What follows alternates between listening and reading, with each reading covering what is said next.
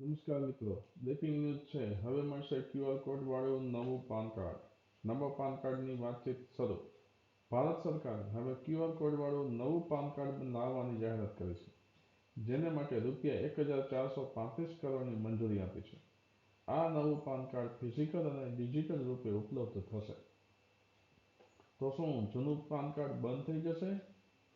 ના, તમારું હાલનું પાન કાર્ડ સંપૂર્ણ માન્ય રહેશે અને તેને બદલવાની જરૂર નથી. ક્યુઆર કોડ વાળું પાન કાર્ડ શું છે ખાસ?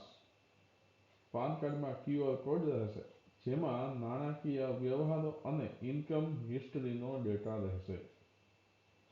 ફ્રોડને અટકાવવામાં સરળતા મળશે.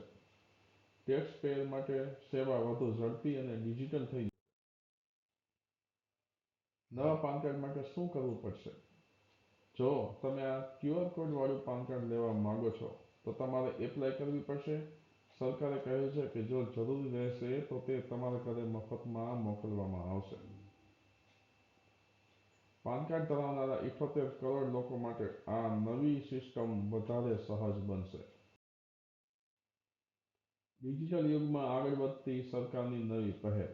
નવા પાન કાર્ડ દ્વારા દેશમાં ટેક્સ વ્યવસ્થામાં પારદર્શિતા વધશે અને ખર્ચ ઓછો થશે. તમારા જૂના પાન કાર્ડના વિશે ચિંતા કરવાની જરૂર નથી.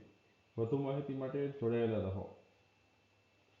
આ ન્યૂઝને શેર કરો અને ક્યુઆર કોડ વાળું પાન કાર્ડ મેળવવા માટે તૈયાર રહો. વિડીયો જોવા બદલ આભાર.